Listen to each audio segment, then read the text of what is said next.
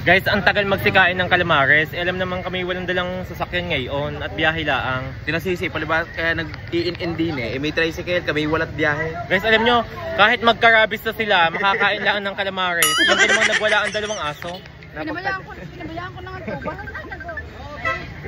Ano nga tayo siya? Anong bibilihin nyo? Bibili lang na Tingnan naman yung mga aso, tayo magwawala na naman yan. Guys, si Tito Arch po ay bibili ng kalamay kasi po naglilihi siya. Hi! Witabi guys, ang dali na kamong ham. Ako ibili ng, pag hindi ako nabili sa sarili ko, nagagalit kayo. Pag gusto kong bumili, pinipigilan nyo ako. Libre mo din ako. Guys, sa lahat ng tinitigilan namin, si Kulot hindi maaring hindi bibili guys.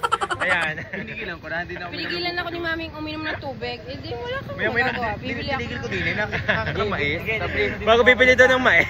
Magaling. Si Guy larang ng larang sa kalsada. Pag yung nakasagi, siya pa magbabayad sa sasakyan sa laki niyang harang sa ipang-hams ipagalagala doon eh.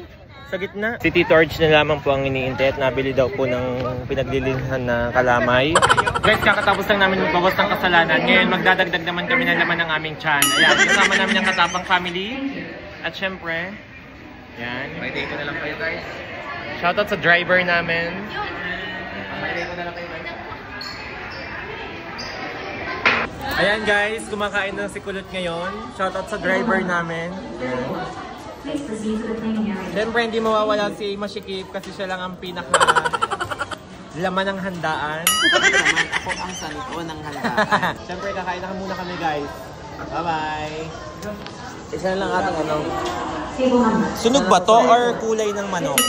Guys, dahil hindi ako nakapag-take out ng Jollibee dahil sobrang haba ng pila at linggo, tama na ito na lang yung binili ko sa aking pamilya dahil madami akong mga anak.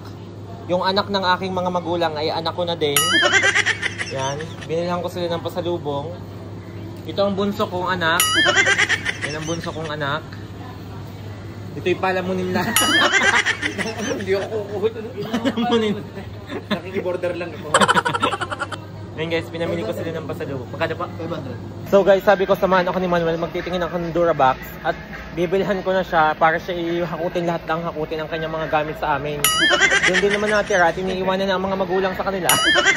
Eh bibili ko na ng mga damit ang ganare.